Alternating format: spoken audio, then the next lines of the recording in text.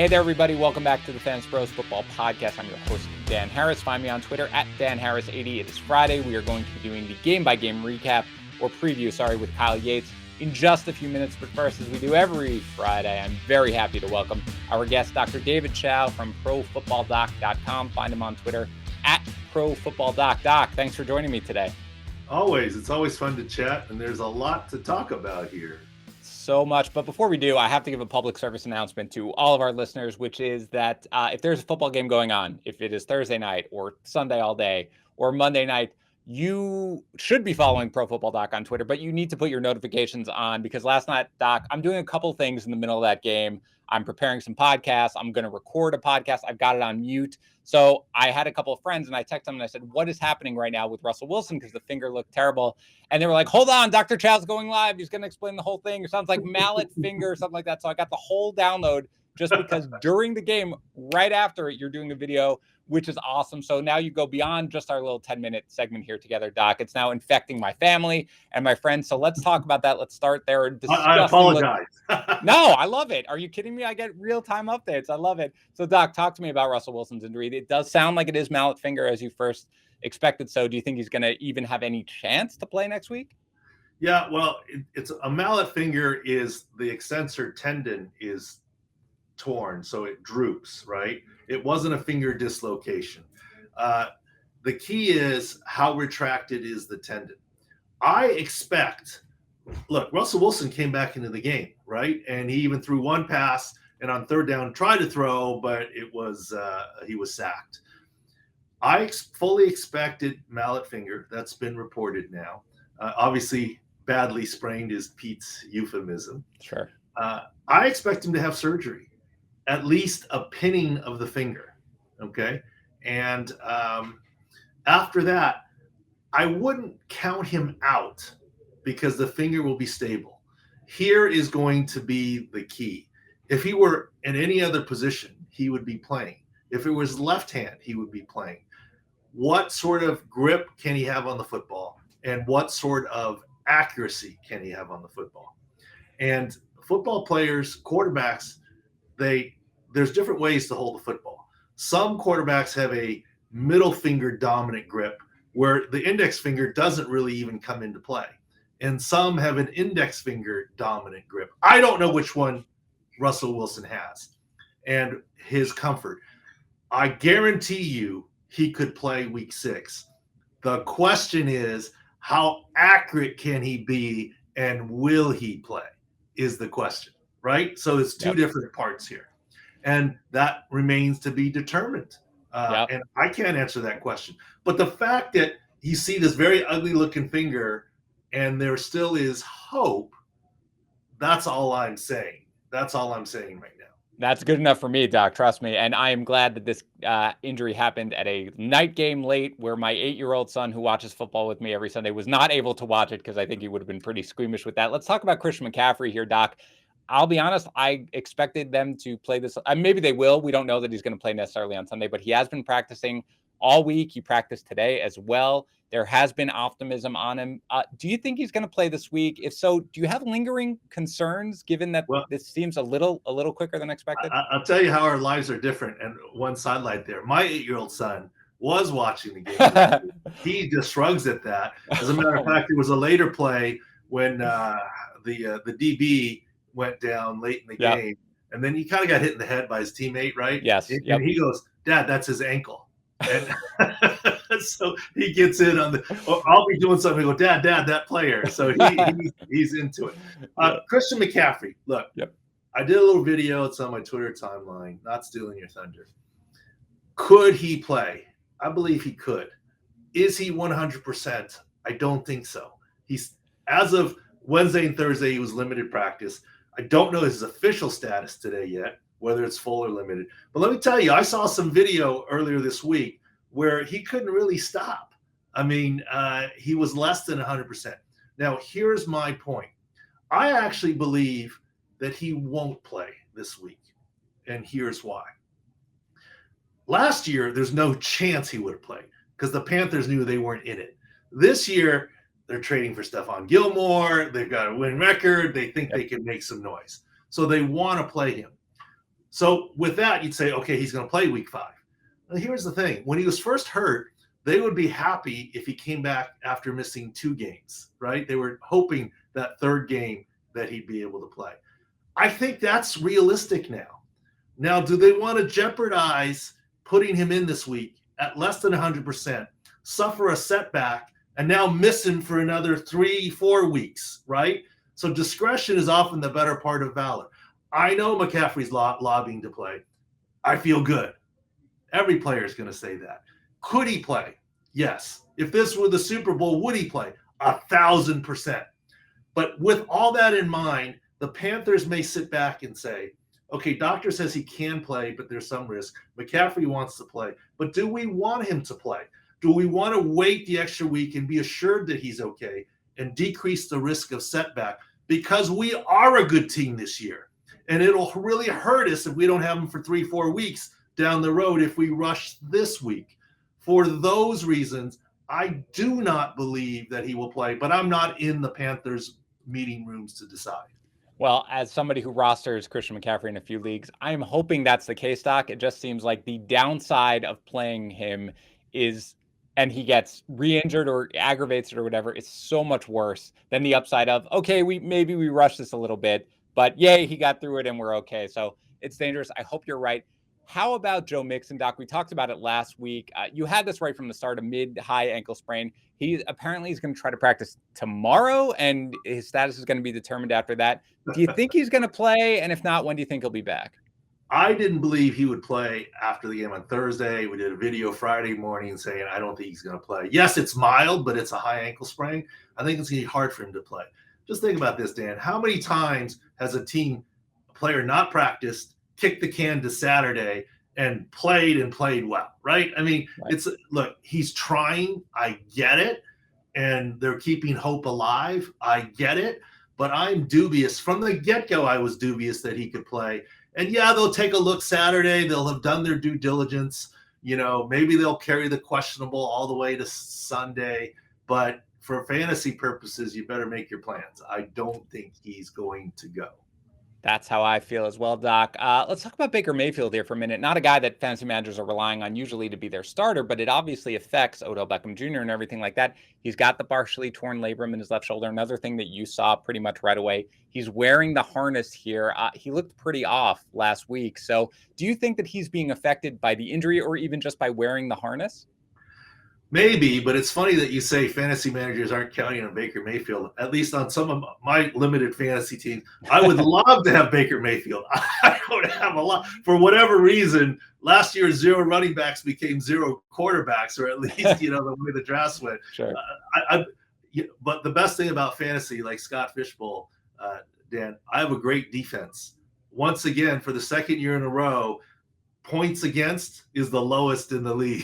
You bet. Obviously, that's by luck, right? Because we don't even have defense there. And only because of that am I 4-0 in the league, not because of other reasons. But so if anyone out there wants to give me Baker Mayfield for my quarterback, I'll take him. But in any case, here's the thing you have to know. He hurt it week 2. He returned in the second half of week 2. We posted it at profootballdoc.com. It's not news that he has a labral tear and an issue and he dislocated his shoulder. So if you're going to blame week 4's bad performance on that, you should blame week 3's performance on that. And you should blame the second half of week 2 on that, not just week 4 in isolation. Can it affect throwing motion mechanics? Yes, indirectly it can. Look, if you have a bad pinky toe, it might throw off your golf swing a little bit, right? I mean, even though indirectly. So yes, it can, but I don't know that it's that easy to blame it.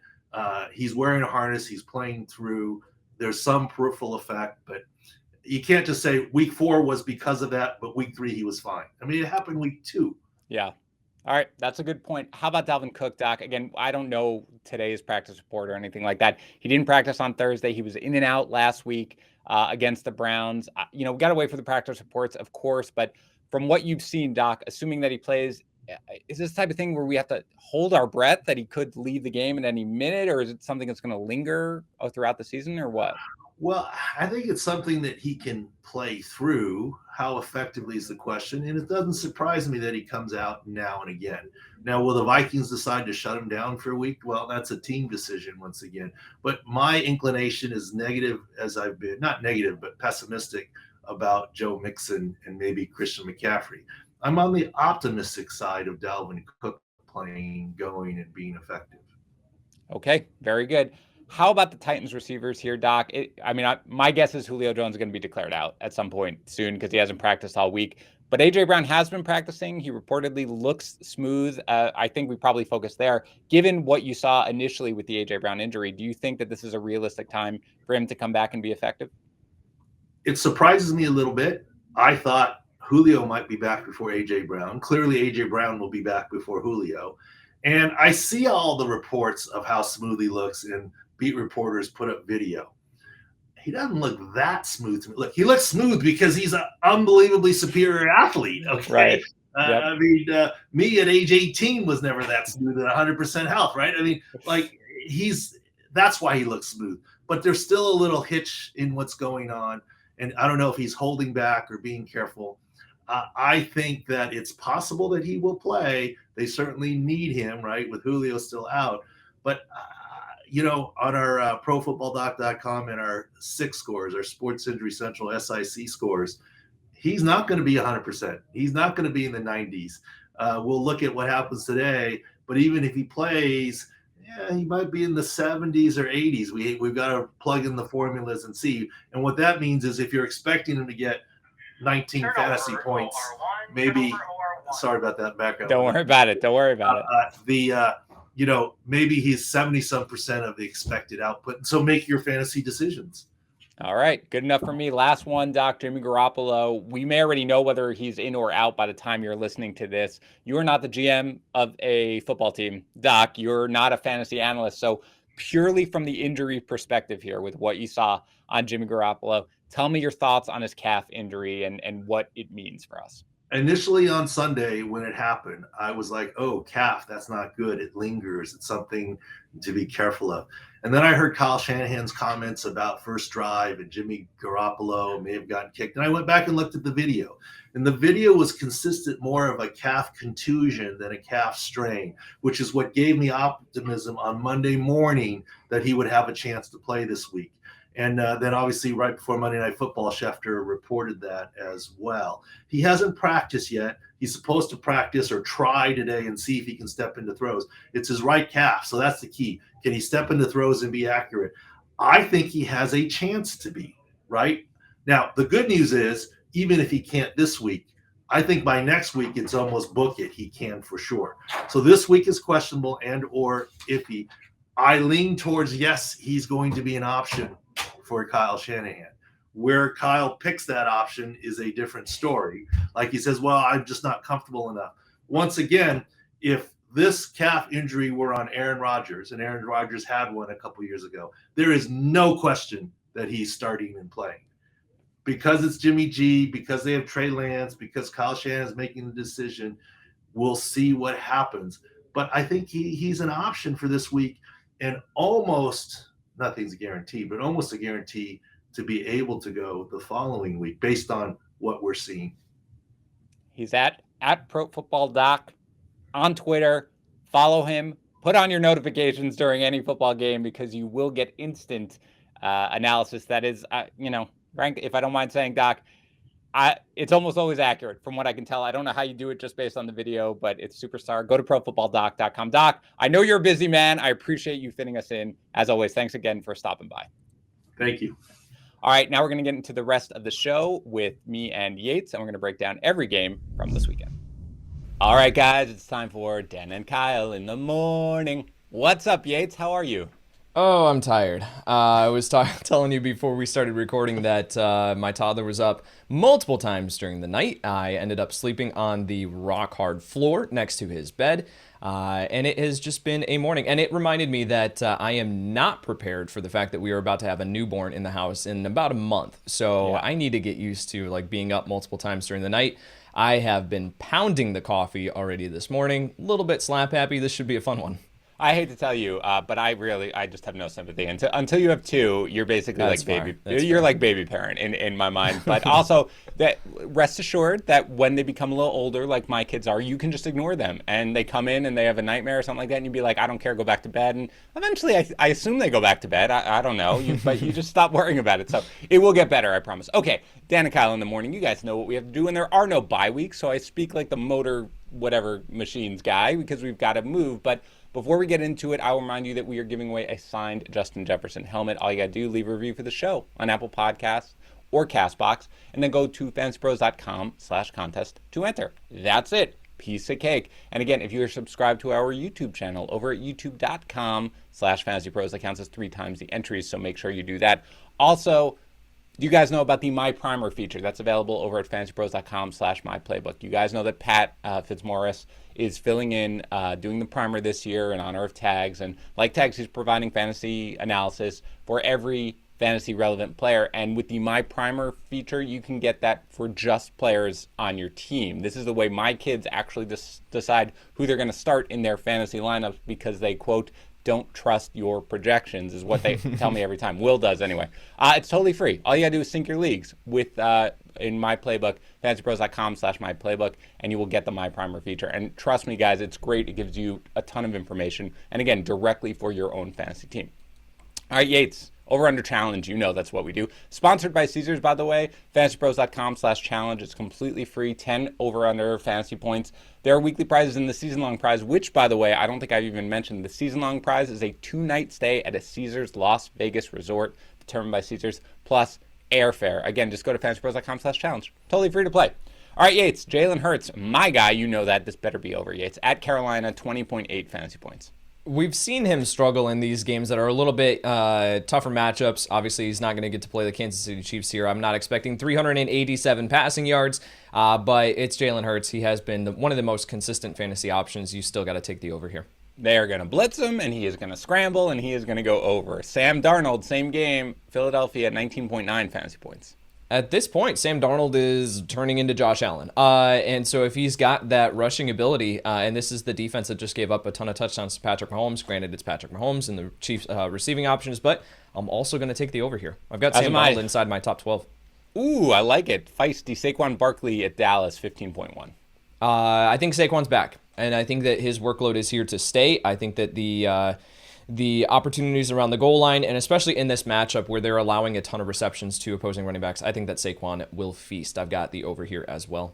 I am as well. Love what we're seeing from him right now. Damian Williams at Las Vegas, 13.7 fantasy points. I think he's got to find the end zone for this one to cash in. I don't know if that happens here. I'll play it safe. I'll take the under.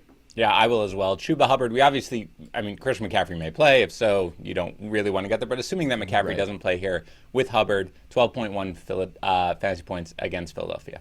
I'll take the under here. I talked about Chuba Hubbard last week, saying that I'm probably not going to see him super involved as a receiver. That did come to fruition. Now, I didn't expect Rodney Smith to be called up and see 5 targets there. But I think that he's got to find the end zone for this one as well. I'm not buying it. I will take the under. How about CeeDee Lamb against the Giants, 14.1? Oh, man, I need CeeDee Lamb to hit the over on this one. My fantasy rosters need it. I'll take the under here. I think that he comes close, but I'm going to play it safe. I'll take the under. Yeah, Giants corners are playing well. It's going to be a tough one. I agree with the under. How about Allen Robinson at Las Vegas? 11 fantasy points. Oh, man. If you had told me at the beginning of the season that there was a line for Allen Robinson where he was getting, I had to take the over for 11 fantasy points, I'd be like, yeah, I'd take that every single day of the week. But right now, we just don't have that confidence. I think that we are going to see Justin Fields, the pass attempts uptick here. I think that can lead to volume. He's still seeing a healthy target share in this offense. So I'll take the over. Oh, you're a brave man. I'm definitely taking the under. It'll happen one day. I believe in Allen Robinson, but for right now, I'm still going under. Odell Beckham Jr. at the Chargers, 10.5 fantasy points. Yeah, he could have had like 30 fantasy points last week if Baker would have been able to hit him. This is a tougher matchup up against the Chargers, but I do think that he can get enough to find the over of 10.5. I'll go under still. I think he needs to find the end zone for it. I don't think he does. Debo at Arizona, 14.3. Debo at this point, man, you got to continue to take the over no matter what it is, I think.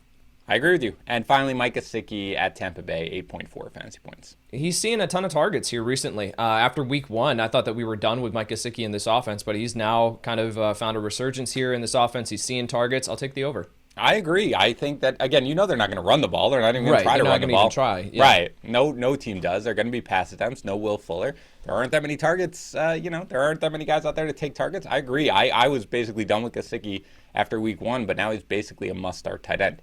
All right, guys, as you know, it's Friday morning. We don't have the practice reports. We just mentioned Christian McCaffrey. Maybe something will break while we do this, but if not, we will try to give you some caveats. But let's start, as we always do, with the Thursday night game. Rams 26, Seahawks 17. This game had everything. It had a double punt, obviously. It had Cooper Kupp catching a ball when he wasn't even looking. Both quarterbacks. Crazy. Wasn't that funny? He was like, oh, God. Look what I found. Right, exactly. But he's Cooper Kupp, man. The man. Yep. Both quarterbacks have grotesque finger injuries. I mean, it had a little bit of everything. But let's go with the Rams. And, of course, it starts with Robert Woods, a guy you have been telling fantasy managers to sit continuously in this week every time. Sorry, 14 targets. 12 catches, 150 yards. Yates, does this entirely erase his slow start for you going forward?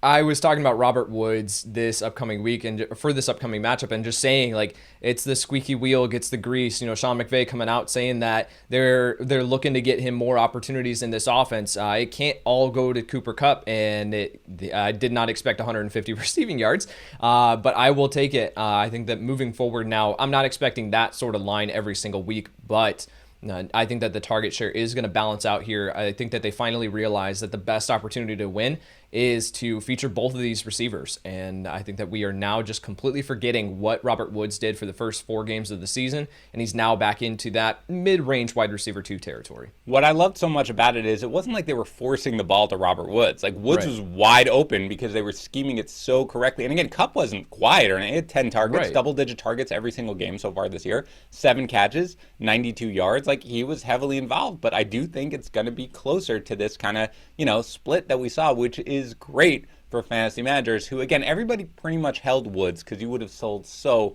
low on him. You obviously weren't dropping him, so this is a great reward. Meanwhile, Darrell Henderson, 17 for 82 on the ground with a touchdown. He has 1 catch for 17. Sony Michel does fill in during his brief elbow injury, and he also scores a touchdown at one point.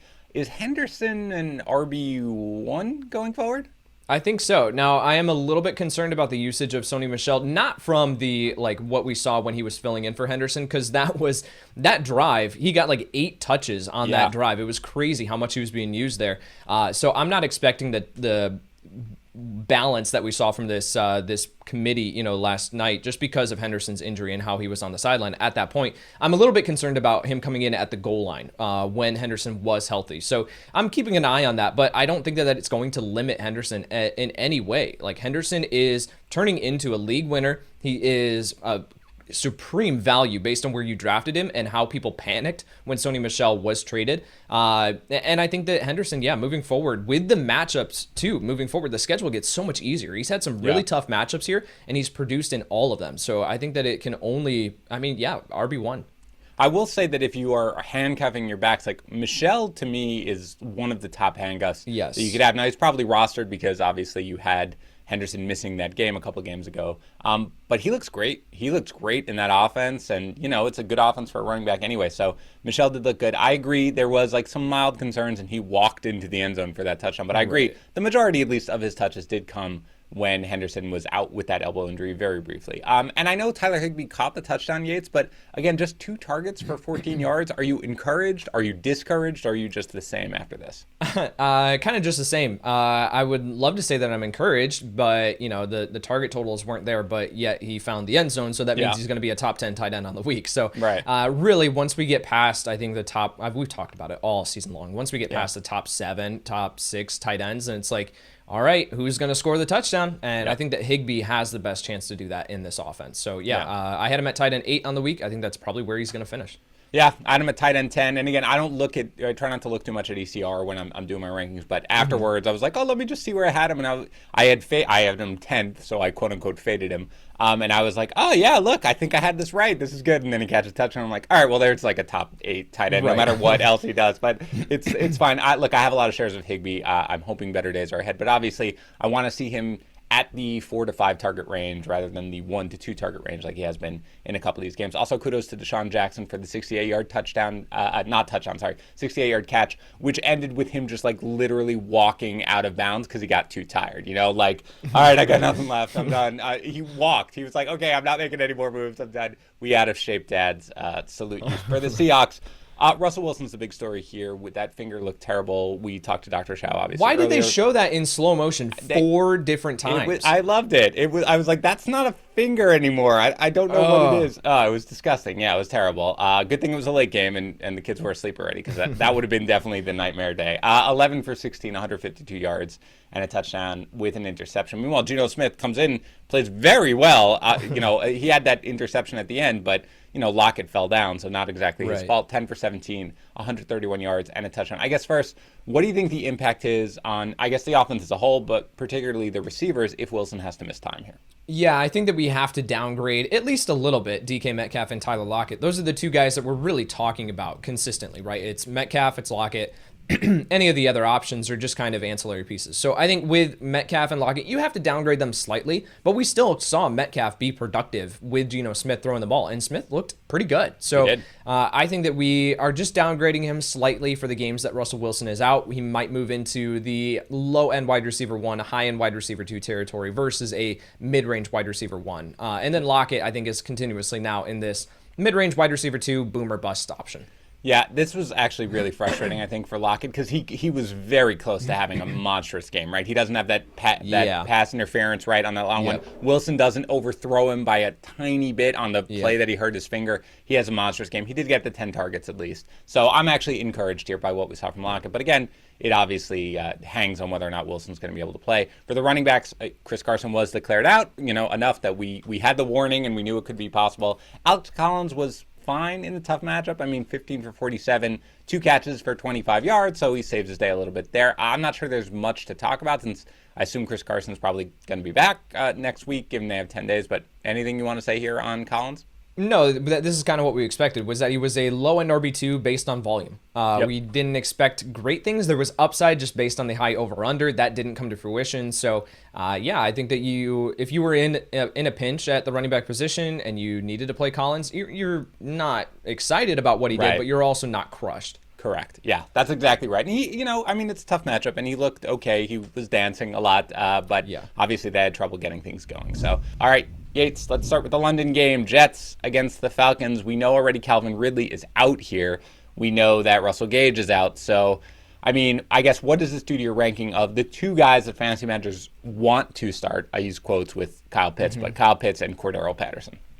This is, if Kyle Pitts does not come through in this game, we have to be extremely concerned. Up against the New York Jets, this is a matchup that you target for tight ends, for receivers, for every position group. And Kyle Pitts currently is at tight end 4 in my rankings this week, just because of the insane target share that he is walking into. You have the wide receivers here. None of them should be considered. You got like Christian Blake, Olamide Zaccheaus, like none of these guys should be considered, and they're not going to soak up targets. So the targets are going to go to 3 places. They're going to go to Kyle Pitts, they're going to go to Cordero Patterson, and they're going to go to Mike Davis. And Kyle Pitts stands to be the biggest beneficiary. I have talked about how all the other supporting statistics, I talked about this on the rest of season show on Tuesday, talking about Kyle Pitts, like he is a guy where you can look at the supporting statistics and you can say, the touchdowns are coming. Like he is in line for a massive increase in production just based on air yards and everything like that. So I say Kyle Pitts this week has to be in your starting lineups. And if he doesn't come through here,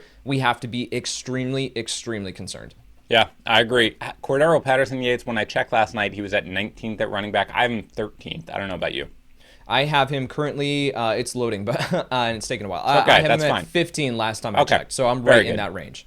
How about Mike Davis, though? I don't know how much this helps Mike Davis. Maybe it does. I didn't move him that much in my rankings, right? Right, and so when I mention Mike Davis, it's like he's going to see some more targets, but I'm talking like maybe 2 or 3. Right. And he's not going to be efficient on the ground, so I've got Mike Davis at RB 37 on the week. Oh, okay, so you're lower than I do. I'm at 28, again, because you're in that range for me. now I have a little more confidence that the volume is going to be there. They are going to need points. I really do think the Jets are going to put up points in this matchup here. So I think they will need points. That doesn't lend itself necessarily to the running game. But again, they've got nowhere else to go. I agree with you, though. We saw it with Tennessee where people are like, oh, great, which one of these wide receivers that I have never heard of or thought of starting before do I get to start now? The answer is none of them. Like, you start Kyle Pitts and you start Darrell Henderson, and you start, for me, Mike Davis as a flex. But other than that, you move on. For the Jets, I feel like kind of excited again to start Corey Davis. Yeah. In this matchup, I mean, and Corey Davis like came through for fantasy managers last week, and we're starting to see Zach Wilson get a little bit more comfortable, and I think that he's starting to extend the plays. We're starting to see what came through in his BYU tape, where he was constantly getting outside the pocket and creating. I think that that's starting to translate, and it's working for Corey Davis. Now, it was a plus matchup last week, but this is also a plus matchup. I think that you start Corey Davis. Yeah, I'm at 23rd. This is like a guy who is locked into my lineups. And again, I do think that this is a difference of he faced three pretty tough defenses here to start the season. You saw what happens when he faces Tennessee, and now you're going to see what happens when he faces Atlanta. How about anybody else? It's Jamison Crowder that also, by the way, I think helped Corey Davis because I think it had another thing. Mm-hmm. I'm not sure. I haven't seen if Elijah Moore is officially. I know he's out of the concussion protocol. I assume he's going to play here. But anybody else you want to start here on the Jets? I currently have Jamison Crowder at 47, so he is a sit based on our criteria, but you can look his way if you need a flex. He gets a bump up in full PPR formats, but Corey Davis I have at 21, Jamison Crowder at 47, and that's pretty much it. I'm not looking at Elijah Moore in any way. And Cordero Patterson coming back, it did load. I've got him at 17 on the week. Oh, nice. Okay, so you were ballparking 15. You're not starting Michael Carter, are you? No, he is just outside of the top 30 for me. I'm encouraged by the workload. I'm encouraged by the usage. I think that this is a decent matchup, so we could see him pay off, but just based on the state of the New York Jets offense, we can't trust him as a top 30 option. So he's in that range, but not yet. Patriots at the Texans. I just kind of feel like Damian Harris is going to have a giant day. Oh, my word, yep. Okay, where do you have him ranked out of curiosity? Does it load for you? 14. Ooh, gosh, I love it. Always the 100th percentile of projections. Okay, how about Jakobi Meyers? Is he a guy who's locked in your lineup at this point? Myers is outside my top 40, just based on, I think that, he's going to be fine from a target perspective, but what's the upside? 112 receptions now for Jakobi Meyers in his NFL career, and he has not scored a touchdown. And there is the possibility that Mac Jones doesn't throw any touchdowns in this game. It all goes to the running backs because, if we do see that the ball is turned over, Davis Mills is going to throw interceptions this week, then they're just going to lean on their run game. And I think that if that's the case, then big game incoming for Damian Harris could mean that Jakobi Meyers goes another game yet again without a touchdown. So, yeah, I'm concerned. And if Mac Jones does throw a touchdown, might go to one of the tight ends because Houston is very exploitable. So talk to me about the tight ends here, Yates. And first of all, are you starting a Patriot tight end? And if so, which one are you starting? I'm going with Hunter Henry over Jonnu Smith just based on the snap share. I think that I feel a little bit more comfortable with Hunter Henry based on how much he is on the field versus Jonnu Smith. So I still think that you can look Jonnu Smith's way. He falls outside the top 15 for me, but I've got Hunter Henry at 13 on the week. So I think that there is a very good chance that he sees, his 4 to 5 targets, probably reels in all of them, but then also has the possibility to find the end zone. So I've got him at 13 and then Jonnu Smith at 17. Totally agree with you there. How about for the Texans? I mean, there's one guy. It's Brandon Cooks. Are you still starting him? Yes, because even in a terrible game script and a tough matchup last week, Brandon Cooks didn't crush your fantasy football lineup. Right. So I still think that you can absolutely look Brandon Cooks away. I have him at 27 on the week. Yeah, I'm 26. Don't feel great about it, but I agree. And start nobody else on the Texans, right? Oh, correct. Yeah, no. Lions at Vikings. Is it the usual deal here? Injuries aside, I know, TJ Hawkinson is battling through something, but both running backs and TJ Hawkinson, are you starting? For Detroit, yes. DeAndre No, Swift, for Minnesota. Sorry. Go ahead. DeAndre Swift is at 12 for me, and then Jamal Williams is at 30. So I think that there's still a big difference here. I do think that DeAndre Swift is going to be the main guy, specifically with his receiving workload. And this game could turn easily into a blowout for Minnesota. I think that they're going to be able to run the ball, and put up points. So if that's the case, then DeAndre Swift has that garbage time production as a receiver. So I like Swift inside my top 12 this week. Kyle Pitts or TJ Hawkinson this week? It depends, obviously, on the health status, but I will still play TJ Hawkinson. I'm starting Pitts, man. I'm a little worried here about Hawkinson. I do think that he's going to play, but I think the health is holding him back a little bit, enough for me to be. I want Kyle Pitts in this matchup. Yeah, it's like if I rostered Kyle Pitts, if I somehow rostered both of them, you don't. But if you did, this is the matchup where I want Kyle Pitts. I feel comfortable that it's going to happen. And like you said, if it doesn't, we got to move on. Nobody else in the Lions, right? Correct. Okay, for the Vikings, we've obviously got Dalvin Cook here in the health situation. We don't know the practice reports for Friday. If he plays, of course, you start him. If he doesn't, you start Alexander Mattison without question. You start Justin Jefferson. You start Adam Thielen, of course. Yep. Do you start Kirk Cousins in this matchup? He is in the streaming conversation. We saw him come back down to earth last week. And it's kind of the same thing as Mac Jones, where it's like, okay, he could throw for 0 touchdowns this week because all of them go to the running game.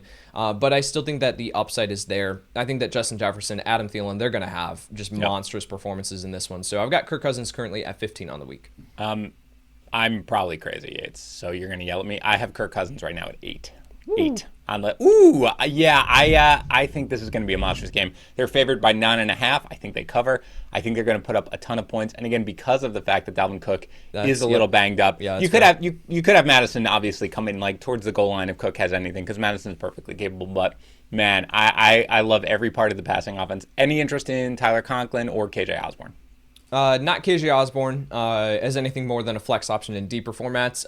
Tyler Conklin is currently at 18, so he's going to show up as a sit on our graphics here on the YouTube channel, but he is in that range where you can look his way. You know, like I'm Robert Tonyan or Tyler Conklin or Dallas Goedert, like they're all kind of sandwiched together. So I would be fine if you are desperate and you need an option. Tyler Conklin, you can plug him in. Yeah, I'm with you. I've met 16 all in that same range, basically. So you can get away with it, is the Yates saying, and I think that's it. There are guys, though, obviously, who I would prefer to start this week. Before we move on to our next game, you remember when I mentioned that my kids love to be part of the ad reads? You know when they really love it when they get to eat cookies and cream or maple waffle cereal because they love the taste. Health Nut Mom is all about it.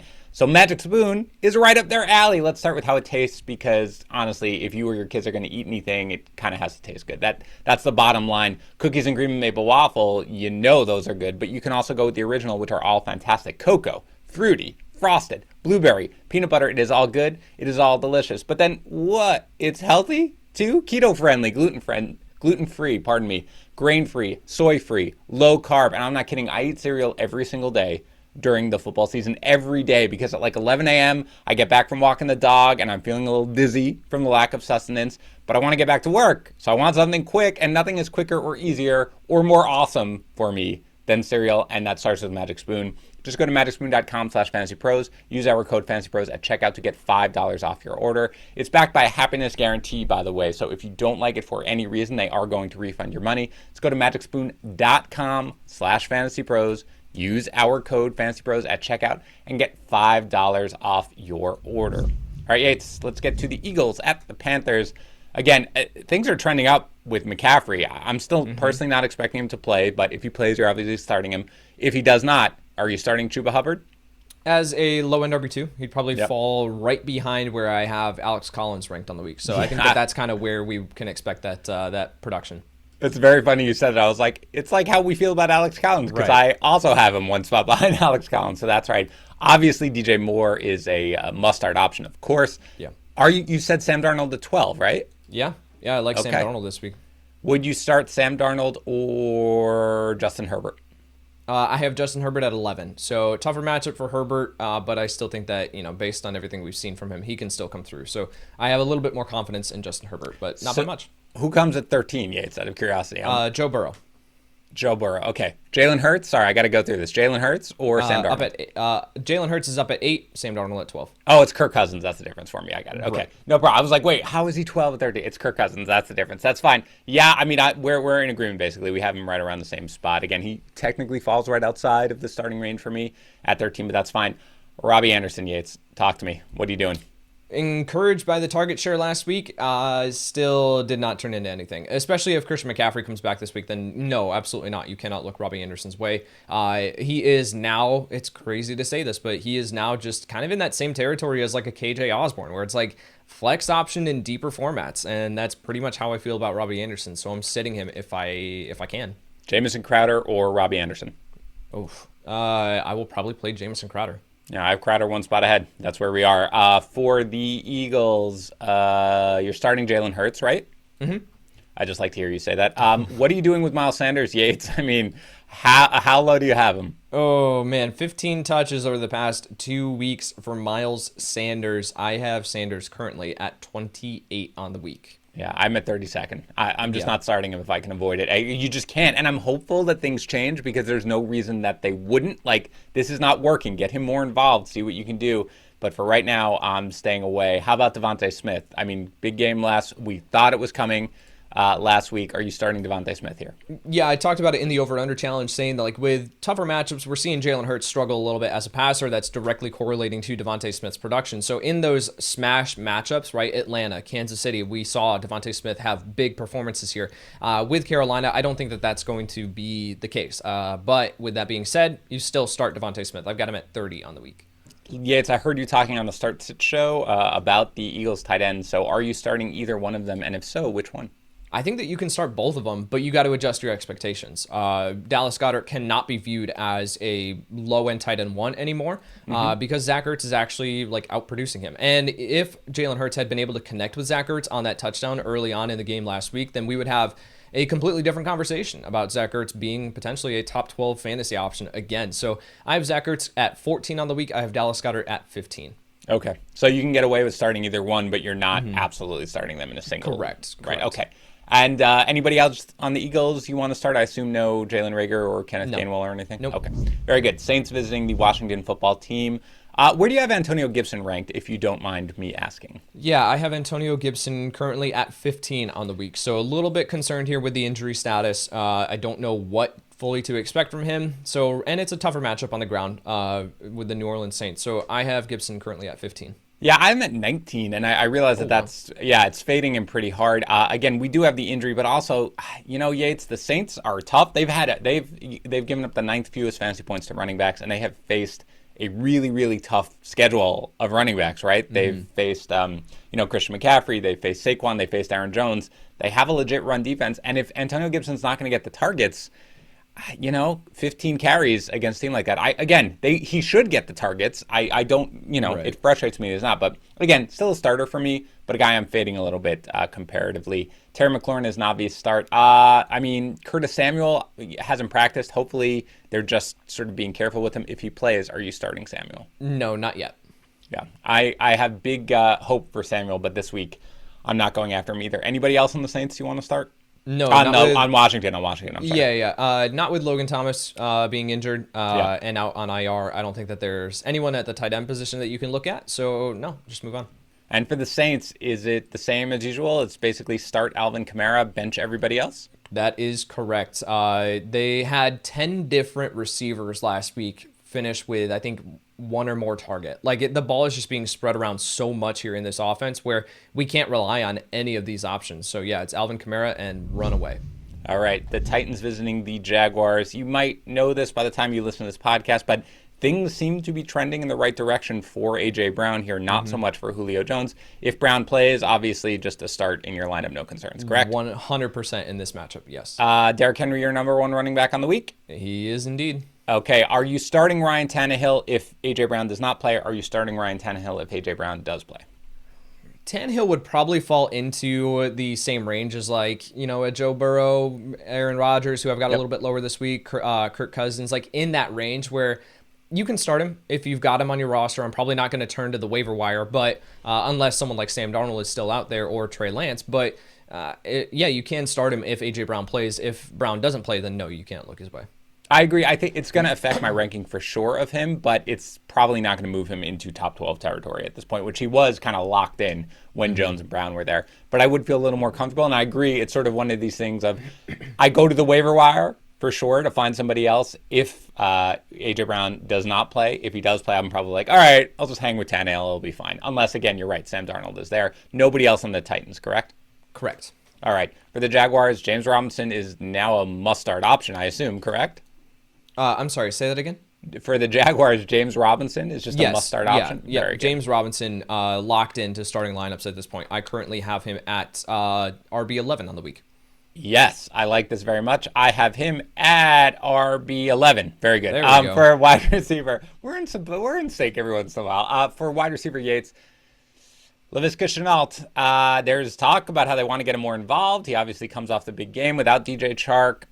Both, I guess, wide receivers. How do you feel about him this week? Of course, yeah. So I think with Marvin Jones, his limited target share last week, I don't think that we're going to see that continue. I think he's going to get back to being the main option. Now, we will see Laviska Shenault involved more. The targets have to go somewhere.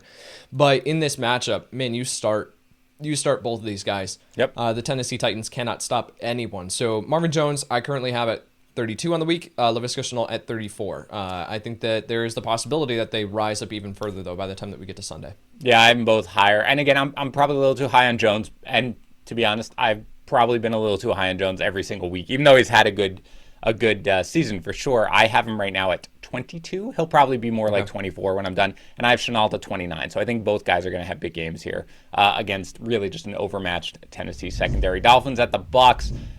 I can assume even in a good matchup, you wouldn't want to start a Dolphins running back right now, but you certainly don't want to think about it in this matchup, right? No. Over under 5 rushing attempts for the Miami running backs as a whole in this game.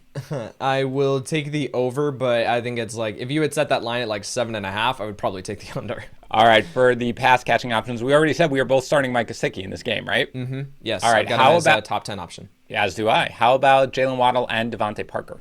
I think that you can still look Waddle's way. It was interesting last week, in week 3, he had 13 targets, 12 targets or whatever, and didn't do a ton with it, but in full PPR formats, you were extremely happy with that. And I thought that was going to be the case moving forward. And then last week he finishes with 3 receptions. So I think in this matchup, again, you talk about you're not going to run the ball and you can pass on the Tampa Bay Buccaneers. So Jalen Waddle, I think you have to downgrade him just based on the level of confidence and what we have seen. But I've still got him at Jalen Waddle at 35, and then Devontae Parker is at 40. So I think that you can start both of these guys. I agree. Both these guys are starts this week. And again, Parker has been getting very consistent targets, and without Will Fuller, again, ball's got to go somewhere. So it's going to be Waddle, it's going to be Parker, it's going to be Mike Gesicki for the Bucs. I mean, I don't know what there is to really say about him. I'm assuming that Rob Gronkowski is not going to play. If he plays, of course, you start him as a starting tight end, right? Yes. Yep. Okay. And are you starting all 3 of the receivers here, Antonio Brown included? Yeah, I think that all 3 of these guys, even though it's a tougher matchup, I do expect them to be fine. So I don't feel confident in where I've got these guys ranked. I feel like they're extremely high, but I've got Chris Godwin at 11, Mike Evans at 18, and Antonio Brown at 23. Yeah, this is very funny that you said that, Yates, because I mentioned it on today's kickoff, I guess, that I was just fading all of them, because I really, number one, I don't feel confident as to where the ball is going to go. Number 2, the secondary is tough. It really is. And so I don't know who's going to draw who. So I have Godwin right now at 16. I have Mike Evans at 21, and I have Antonio Brown at 27. So basically take your rankings, drop everyone 4 spots. And that's what I want to do. Right. All right. I don't know what your process is, but for projections, I use Vegas implied point totals and kind of zero it out. So when you do that, every single week, Tampa Bay is projected with 28 plus points. Yes. So when you try to, you're not going to give those touchdowns to the running backs, at least we haven't historically. So then they've got to go to the wide receivers, especially if Gronk isn't going to play. So then that's what brings them up the rankings. So I don't feel confident where I've got them. I would love to slide them down around the same range that you've got them, but just based on my process, they've got to be a little bit higher. I love it. Hold firm. You're starting Tom Brady, obviously, of course, right? I have him at QB6.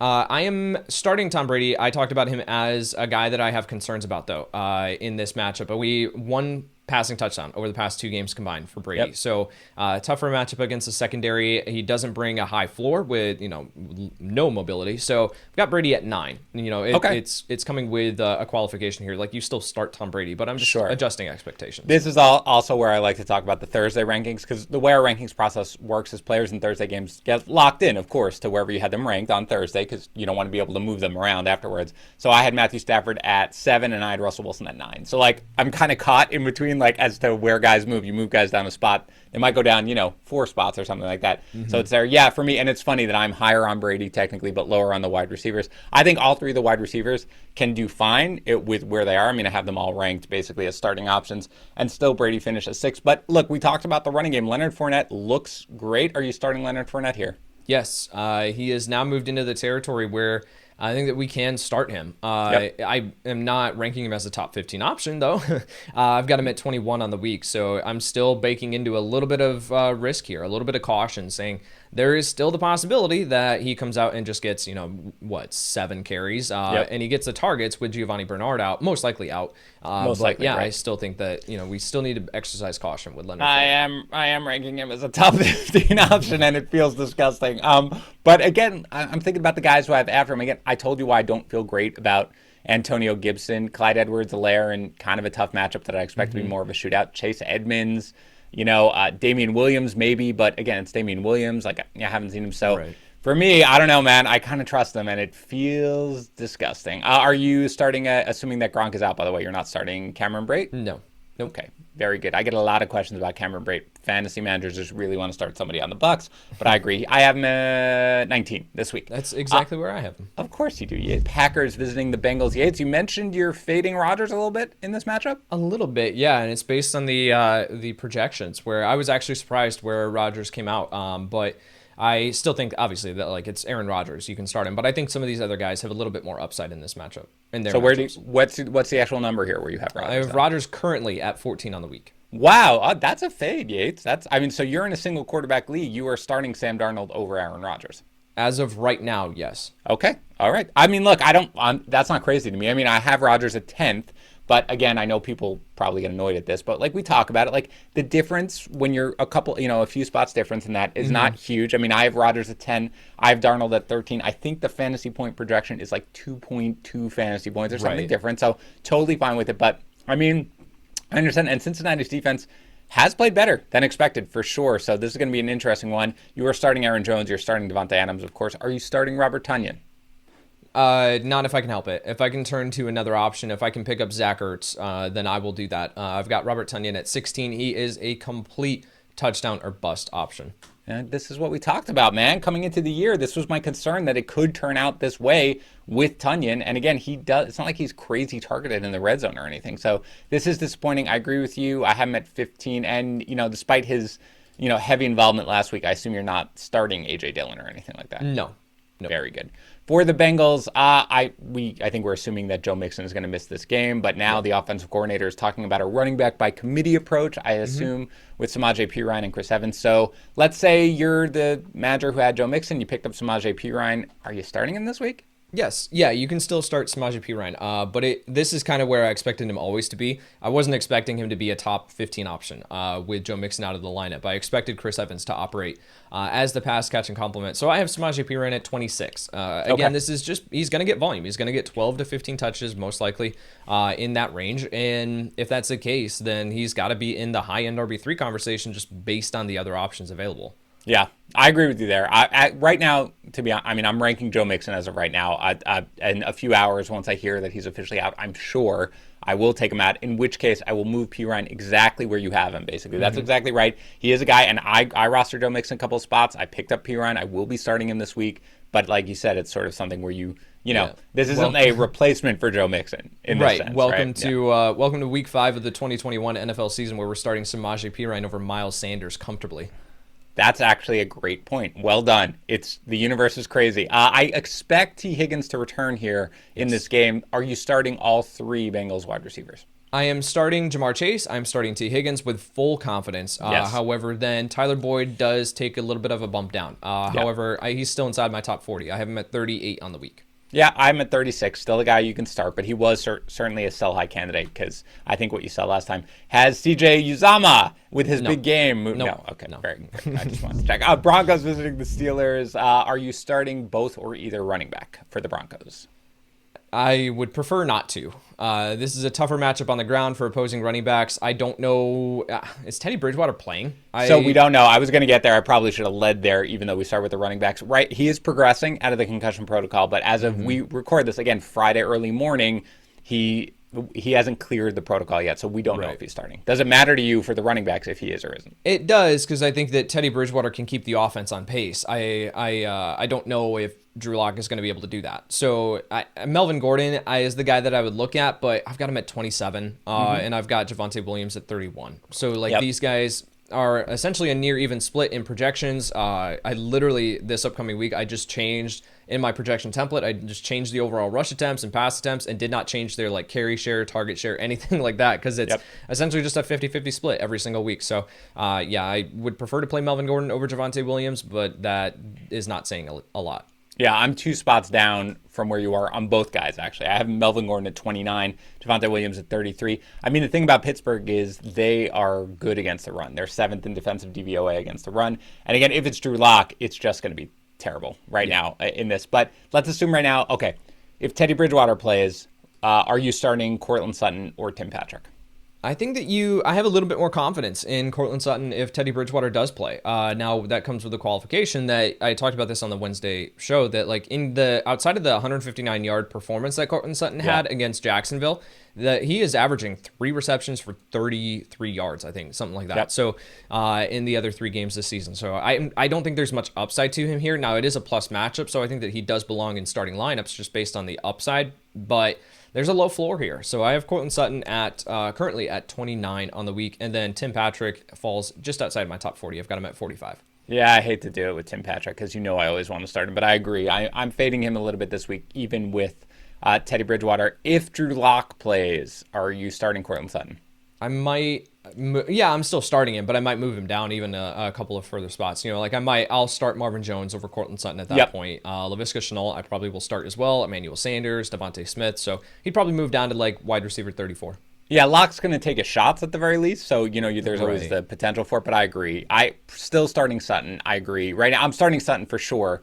You can exploit the Steelers through the air, actually. So I would start him with Teddy Bridgewater in my mid-20s, I believe I have him, but he would drop from there, but probably still a starter. And how about Noah Fant? Are you just starting him? Yes, he's constantly just in the low-end tight end one conversation. I talked about Noah Fant as someone that I was scared to spend up on in draft season, but that was with Jerry Jeudy in the lineup. That was with KJ Hamler also taking away targets. Now that's cleared up a little bit, and Noah Fant is benefiting from it. So I've got him at 12 on the week currently. Great point with all that. How about for the Steelers? You're starting Najee Harris every single week, despite the horrific offensive line. You are starting Deontay Johnson. We don't know about Chase Claypool yet, but let's assume that all the receivers are healthy. Who are you starting other than Najee Harris and Deontay Johnson? It's Deontay Johnson, and then I am running away. Chase Claypool, in his first game back from injury, I can't do it. And Juju Smith-Schuster, he is another bad game away from me from just straight up dropping. Like, I am so close to dropping Juju Smith-Schuster if I do roster him. Najee Harris, I want to double back, though, because I actually have... Where do you have Najee on the week? I have him high, Yates, and it's funny because when I did my projections, I was like, this feels highly uncomfortable right now to have Najee Harris that high, but I have him at 8. I have him at 16.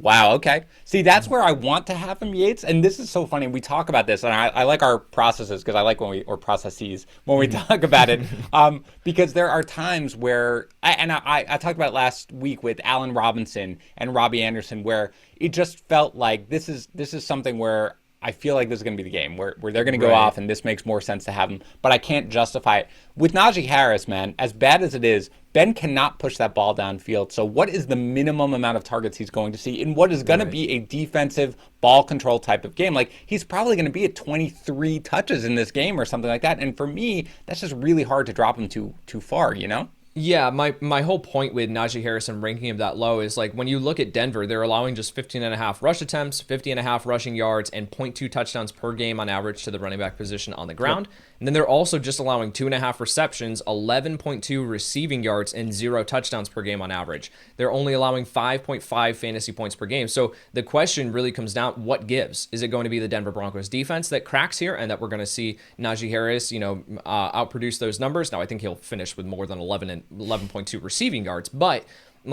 or is it going to be the Steelers offense that crumbles? And right now, I have more faith in the Denver Broncos defense than I do the terrible Pittsburgh Steelers offense. So yeah, the volume will be there, but I just don't see the upside here. So all of that is true. And again, we'll move on in a second. I don't think people want to hear us belabor this. Right. That is all absolutely true. And the Denver defense is good, and I don't feel comfortable ranking Najee where I was. But I do feel comfortable that he is going to get the volume. And you mentioned those points about Denver's defense, and I'm not taking anything away from Denver's defense. I think it's great. But you look at who they played, Yates. They played the Giants with basically no Saquon Barkley, right? With basically a very limited Saquon Barkley. They played Jacksonville, and fine, James Robinson was starting to get involved there, but they didn't really lean into him that much. They played the Jets, who don't really have a running back right at this point. And then they played Baltimore, which was fine. But again, it was Latavius Murray, who doesn't catch the ball whatsoever, obviously. And then you had, Devonta Freeman, and you had Le'Veon Bell. It's just not sort of that type of thing where I'm ready to say, like, okay, this is a lockdown unit. At the same time, I greatly respect the Denver defense. I think it is legitimate, but I just think that I think Najee Harris, like the motto with Najee Harris is volume cures all. And I think it cures enough in this matchup. But it's a good point about Najee Harris. 16 is, again, it's a start, though. Like, you're starting Najee Harris. Of course. Right. But it is something where I'll have him ranked as an RB1, you'll have him ranked as an RB2, and then we will tease each other on Sunday on Slack, as we always do. For the Bears visiting the Raiders, now Justin Fields has been named the starter going forward, which thankfully is a very good move. You're not starting, though, Justin Fields, right? No, he is a mid-range to low-end QB2. And we talked about Damian Williams. I have him ranked at 16th. What about you? Whoa. I have Damian Williams at 22 currently on the week. Okay. I think I feel probably a little more comfortable then with what we're going to see from him. But you are the Bears, insider, as I like to refer to you as. So, all right. There you go. What about wide receiver, Yates? What are you doing here with both these guys? Both these guys fall into the start consideration for me, but as low-end wide receiver 3, high-end flex plays. So I have Darnell Mooney at 36 currently on the week, and then Allen Robinson at 39. This is actually a little bit of a tougher matchup, for opposing wide receivers. So I don't think that we're going to see the upside there for Mooney and Robinson. I think that we're going to see the pass attempts tick up. Like I mentioned, for Justin Fields, only 37 pass attempts over the past 2 games combined. So I think we're going to see more, and I think that he'll be fine, but I'm not ranking him anywhere higher than a low-end wide receiver 3. Yeah, I have Robinson at 37 and Mooney at 40. So we're basically right there together. So are you starting anybody else here on the Bears? No. Very good. For the Raiders, you're starting Darren Waller, of course. Talk to me about the wide receivers, Yates. Which of them or all of them are you starting? Henry Ruggs belongs in starting lineups this week. Henry Ruggs, I think, this is a very, very favorable matchup up against the Chicago Bears defense. I think they're allowing the 3rd most fantasy points to opposing wide receivers off the top of my head. And they have allowed some big plays this season. The Cooper Kupp, Van Jefferson in week 1, just to name a couple. So I think Henry Ruggs is seeing enough involvement in this offense, and he has the big play potential where I want him in my lineup as a low-end wide receiver 3. I've got him back-to-back with Darnell Mooney. Okay. I'm sorry. No, go ahead. And then Hunter Renfrow, a little bit further down, just based on, he's got to find the end zone to finish inside the top 36. So I've got him at 44 on the week, but you definitely can look Hunter Renfrow's way. Bryan Edwards, I have concerns about. He kind of phased out of the offense last week. So I've got him at 57. So I'm not looking his way. We are very in line on where you have these guys ranked. That's exactly how I have it as well. I think you can get away with both Renfrow, who's been, the best part about Renfrow is like, it might not be the big game unless he gets a touchdown, but he's never going to kill you at this point, right? Exactly. And it's a good matchup, as you mentioned, against the Bears. So, but that's, for me, Yates, the guy with like the high floor, probably not the huge ceiling. That's exactly where you are. It's like, I'll start you as a flex, but I'm not ready to start you or anything as a wide receiver 3. The guys that are around him, really quick, the guys that are around him to prove that point, Cole Beasley, Jakobi Meyers, like those are the guys that are right, Jamison Crowder, right in that same range as Hunter Renfrow, where it's like any of those guys are going to bring an extremely high floor, but I don't see the upside. I like it. That's basically where I am. For the running backs, Josh Jacobs back, quote-unquote, healthy. Are you starting Jacobs in this matchup? Jacobs has to be in starting lineups just based on the other options available. But I think that we should have some concerns against the Bears' run defense. So I've got Jacobs currently as a low-end RB2. Yeah, I'm in 25th. Again, just outside RB2 range, but I do have concerns here. Certainly he's kind of touchdown dependent, but again, if you roster Josh Jacobs, you are probably starting him. Browns visiting the Chargers. You're starting Nick Chubb. By the way, people are freaking out about Nick Chubb, Yates, which I understand. They're freaking out over 100 rushing yards. Yes, I'm like, which part of it do you not like right now? I mean, it's the fact that Kareem Hunt got the touchdowns, obviously. Talk about Kareem Hunt again. A Kareem Hunt, I've generally been on the wrong side of history with right now with Kareem Hunt because I've been fading him nonstop. Right. So this week I have him ranked at 20th. What about you? I have him at 18. Yeah. Again, it's a good matchup with the Chargers, and he's involved and he's getting a touchdown, so that's all you can ask for. Baker Mayfield, as we talked about, it's probably the worst game I'd ever seen him play last week. But he had there's a garage door. There we go. Garage door. It's not a podcast unless we get the garage door going. Anyway, but he has the left shoulder injury, maybe with the harness, maybe that affected him. So how about Odell Beckham Jr., who to me, Yates, looks really good, but obviously he needs the production from the quarterback. So where do you have him ranked here in this one? Yeah, I think that we should still be starting Odell Beckham Jr. Again, I've talked about like the Hold on. The upside there for OBJ last week was absolutely there. Baker just could not hit him.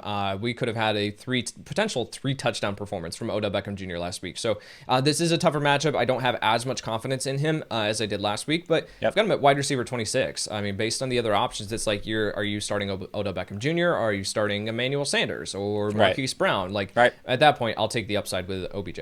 Yeah, you've got it. I mean, I am starting Marquise Brown over him, but that's fine. I have been starting Marquise Brown pretty heavily this whole year, but I agree with you. Odell Beckham Jr. for me is a wide receiver 3. You're still starting, and you're right, Yates. There is a parallel universe where Odell Beckham Jr. scored 3 touchdowns last week. Like, that's just what it was, which was really frustrating. Nobody else on the Browns. Is that fair? That is correct. And just for context, I was thinking, I have Nick Chubb at 7 on the week. So I'm very sorry. Continue to start Nick Chubb. To be honest, I did not mean to imply anybody was thinking or asking me, should I start Nick Chubb this week? I meant long term though. Yeah, it's like people are saying like, I'm worried about Chubb, stuff like that. Fantasy managers have very short memories, and it's like, and what's funny is that give me those bad games any day of the week, right? The bad games where you're like, 20 touches, 85 to 100 yards, all day long. Anyway, with the Chargers, start everybody pretty much, right? You're starting Justin Herbert, you're starting Austin Eckler, you're starting Keenan Allen, and you're starting Mike Williams despite the down game last week, right? So frustrating with Mike Williams. I put out on Twitter that up to this point, I mean, Mike Williams had constantly been in like I'd been moving him up every single game, but then last week I was like, all right, I'm tired of, fading Mike Williams. He's the wide receiver 2 on the season heading into the week. All right, top 10 option for me finally. Yes. Where did he finish? Wide receiver 104 on the week. So sorry about that, everyone. Apparently, my rankings directly correlate to what Mike Williams does on the field. Gosh.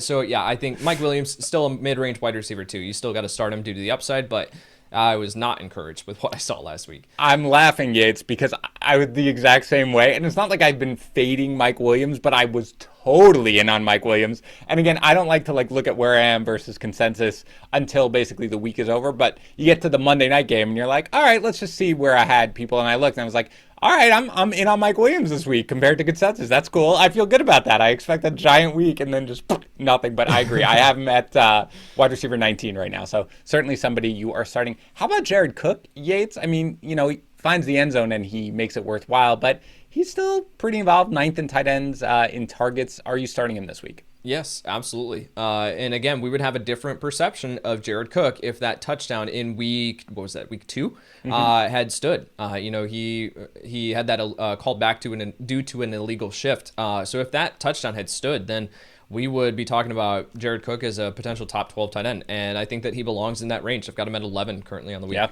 I've got him at 12 right now. So I'm with you. I'm starting him if I roster him and nobody else in the Chargers, correct? Correct. Giants visiting the Cowboys. You mentioned CeeDee Lamb earlier. It's been 2 quote-unquote disappointing games for Lamb, but I have him at 12, Yates. Are you still starting him as a wide receiver 1? Not as a wide receiver 1. I've got him at 17 currently on the week. So, yeah, you're still starting him. My team last week was I had Tyler Lockett last week and CeeDee Lamb as my 2 wide receivers. So, my team, I think, barely crossed over 50 points. It was fantastic. It's fine. I think I also had Myles Gaskin starting. It's great. It's fine. But CeeDee Lamb, I need a bounce-back performance here. But no, he's still going to be fine. He's at wide receiver 17 for me. Okay. How about Amari Cooper, who is trending up now in health-wise? Yes, wide receiver 16 on the week. Very good. Yeah, I both of them very close as well. You are starting Dak. You're starting Zeke. Are you starting Tony Pollard? Tony Pollard falls into the top 30 just based on volume. Like I feel more confident in Tony Pollard's volume than I do with Miles Sanders. So they're right in that same range. I think that you can start Tony Pollard, but as nothing more than a flex play. How about tight end? Is Dalton Schultz in your circle of trust now? He is. I wrote up in the game plan this week, I said if we could combine Dalton Schultz and Blake Jarwin into one tight end, they would be utterly unstoppable. But Dalton Schultz has now, I think, ascended, and he is now the safe option here in this offense. We saw Jarwin get the touchdown last week, but Schultz also dominated. So at this point, I feel extremely confident and comfortable with Dalton Schultz. He's at tight end 9 for me on the week.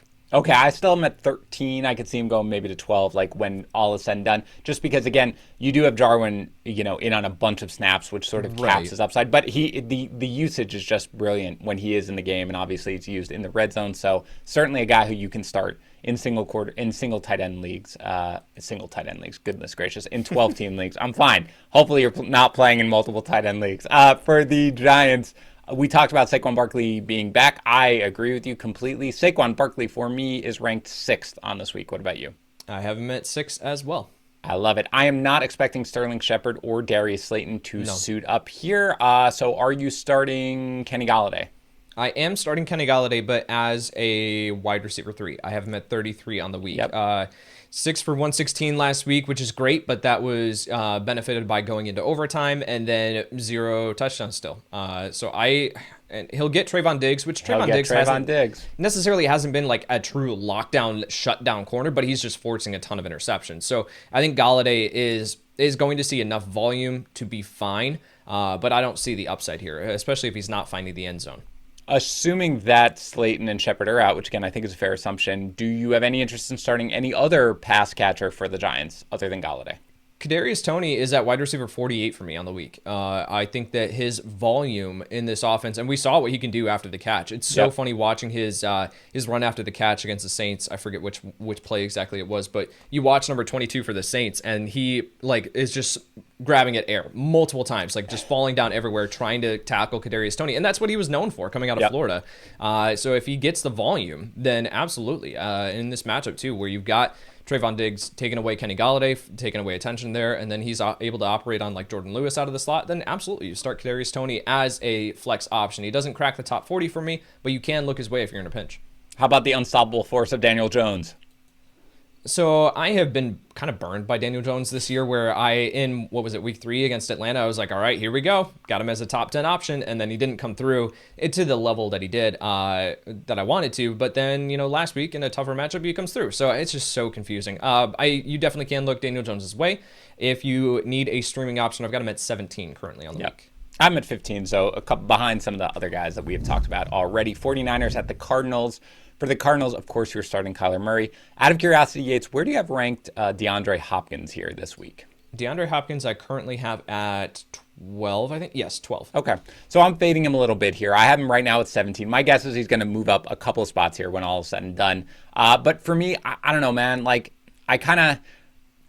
I'm getting a little worried right now just in the fact that Murray can do whatever he wants and find any of these other wide receivers anytime he wants and make things happen, to the point where I don't know whether or not the volume is going to be there necessarily for Hopkins. Hopkins is incredibly talented. You're starting him. But I do see that I was fading him when I do the kickoff on Friday mornings. I always look for guys who I'm fading or a little high on. And Hopkins was a guy I'm fading, which is, fine. Are you starting any other wide receiver here for the Cardinals?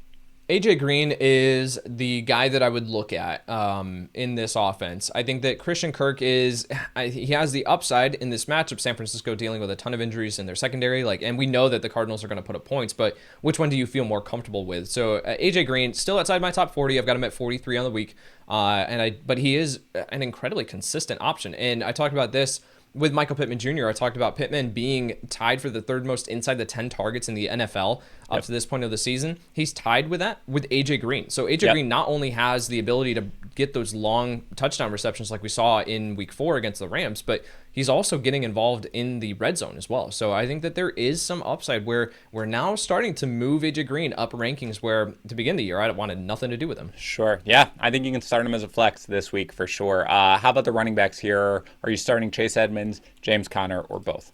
Yeah, Chase Edmonds belongs in starting lineups. He's bringing an extremely safe floor every single week. He was aided by that long run that he had in week 4, which pushed his numbers up. Probably never going to find the end zone, but I think that as a low-end RB2, I've got him at 23 on the week. That's exactly where I feel comfortable with him. James Conner is a game script dependent running back, but he's being used around the goal line. And as you look at the Cardinals schedule and the way that the offense is performing, how many game scripts are they going to be in that they're not going to be up big? So James Conner is a flex option for me. He's at 35 on the week, but I do think that you can look his way because he has an excellent chance of finding the end zone. I assume you're not starting Max Williams despite the recent production, right? No. Very good. For the 49ers, we don't have an official word yet, but everything suggests that Jimmy Garoppolo is not going to play. Where does Trey Lance rank in your Week 5 quarterback rankings? I've got him at 10 currently on the week. Oh, man.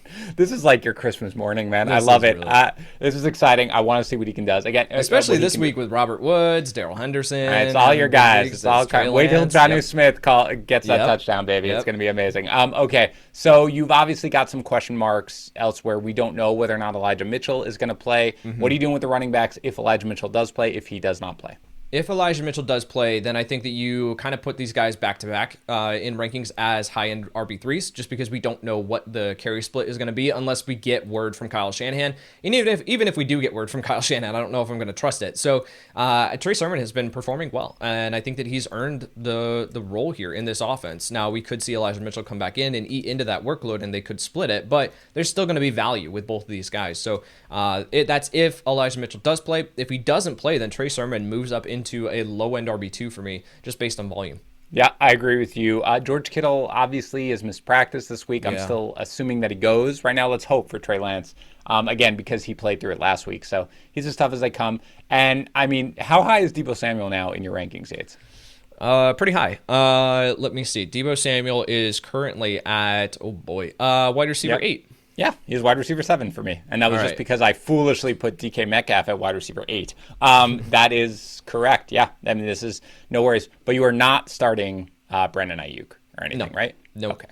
Very, very good. Let us go to the Bills at the Chiefs, the game we all need right now. For the Bills, of course, you're starting Josh Allen. Of course, you're starting Stephon Diggs. And you mentioned Emmanuel Sanders sort of as the high floor type of guy. Are you starting him, though, in this game? Where do you have Emmanuel Sanders? Oh, boy, you're going to be the high guy, I bet. Let me pull him up. Oh, maybe not. 31 for me. Oh, dang it. Am I high? I have him at 31. Oh, darn. Yeah, I thought it's funny because 31 felt too low for me. Like, because you just feel like the Chiefs' defense right now, especially against wide receivers, is just so exploitable. The total in this game is 100 million points. Like, there's just going to be so many points that, Sanders. Yeah, he's a locked and loaded wide receiver 3 at this point. I think most weeks, really, but certainly in this matchup. How about Dawson Knox, Yates? I mean, a guy who, again, has kind of slowly crept up into tight end 1 territory here. Are you starting him? I have Dawson Knox at tight end 7 on the week. All right. I'm at 9, and I was like, oh, Yates is going to yell at me, but in the other way. Okay. In this matchup, you start the receiving options here. Yep. And Dawson Knox has been coming through. Josh Allen is looking his way in the red zone. There's no reason why we shouldn't be starting Dawson Knox this week. I agree. I picked him up in a league, again, where I drafted Jonnu because I liked him, and I picked him up last week, and Jonnu is now gone, and Dawson Knox is my starting tight end each and every week going forward. How about the running backs here, Yates? We're starting the receiving options. Are we starting the running back options for the Bills? I'm not. Zach Moss has been the beneficiary of positive game scripts. I don't think that is going to be the case here where they blow out the Kansas City Chiefs. So I've got Zach Moss at 32 on the week. I don't think that you should look his way. And Singletary lower, obviously, right? Yeah, I'm never looking at Devin Singletary. Last guy, I don't think we mentioned Cole Beasley. Beasley just falls right outside my top 40. I think that, he's disappointed the past couple weeks, but that's, again, been the fact that they won 40-0, right. And they didn't need Cole Beasley. So in this matchup, I think that they are going to need him a little bit more. Andrew Erickson on the Start Sit podcast talked about L'Jarius Sneed matching up on Cole Beasley. It is a little bit tougher of a matchup, but again, I think that we're going to need Cole Beasley a little bit more here than we have in previous weeks. He's at 41 currently on the week. All right, for the Chiefs, again, the usual, you're starting Mahomes, you're starting Hill, you're starting Kelsey. Out of curiosity, though, where do you have ranked? I know you're starting him, Clyde Edwards-Helaire. I have CEH currently at 19 on the week. Tougher matchup here. I don't think that he's going to cross that 100-yard rushing threshold. So, 19 on the week. I think that, again, he belongs in starting lineups, but I just don't see the upside in this particular matchup. Anybody else on the Chiefs you want to start? No, people are going to be talking about Josh Gordon. It's exciting I think we're going to see him on Sunday Night Football. Yep. I'm excited to watch, and I'm adding him in deeper formats, but I am not starting him in his first game back. No way. I'm rooting for him hard, but I certainly would not start him this week. Last game, Colts visiting the Ravens. For the Colts, who are starting Jonathan Taylor, as you do each and every week. Who else are you starting here on the Colts? Michael Pittman Jr. Pittman Jr. now has 250 receiving yards over the last 3 games. I mentioned earlier, tied for the 3rd most inside the 10 targets in the NFL. The touchdowns are coming. I don't know if they're coming in this particular matchup, but he's a wide receiver 23 over the last 3 weeks. So you got to get him into your starting lineups this week. He's bringing an incredibly safe floor and in some tough matchups, right? Against the Rams, against the Miami Dolphins. So I'm not concerned about Pittman. I've got him at 25 on the week. Wow, okay. That's bold, but I will say that Carson Wentz sounds like he is essentially at full health now at this point, which really makes a big difference. Nobody else in the Colts, right? No. All right, for the Ravens, I'm honestly debating how high I want to put Lamar Jackson here because I've kind of gone back and forth with him at QB1 or QB2. For now, it's QB2. You said, Yates, though, where did you have Hollywood Brown ranked right now? Because I know you were talking about it, I think, with Odell Beckham Jr. Yes, so I have Lamar Jackson at 4. I have Marquise Brown at 28 currently. That is projecting that Rashad Bateman is going to play, though. So that's taking away some targets. That bumps Marquise Brown down a little bit. If Bateman doesn't play here, then Marquise Brown probably going to be a top 20. I'll probably put him right at like 22. Yeah, I'm at 18, and I'm projecting either Bateman to not play, or if he does, I don't expect him to come in and basically be like, "Hello, I demand a large target share" or anything like that. I mean, 4 or 5 targets for Bateman, but in this offense, that's a pretty significant target share. Yeah, no, it's fair. That is fair, but I'm either expecting him not to play, or again, if he does, to play in a limited snap share. So I like Hollywood Brown. I'm at 18. You're starting Mark Andrews, of course. Yates, I mean, what I'm expecting right now, Yates, is for us to hear nothing, and then on Monday, 10 minutes before, the inactives come out, Tyson Williams is going to start, and then he's going to rumble for like 20 carries anyway. But for right now, I don't have Tyson Williams even ranked because I don't know what to do with it. So assume we know before you have to make the decision on Sunday that Tyson Williams is not going to play. What do you do with Latavius Murray?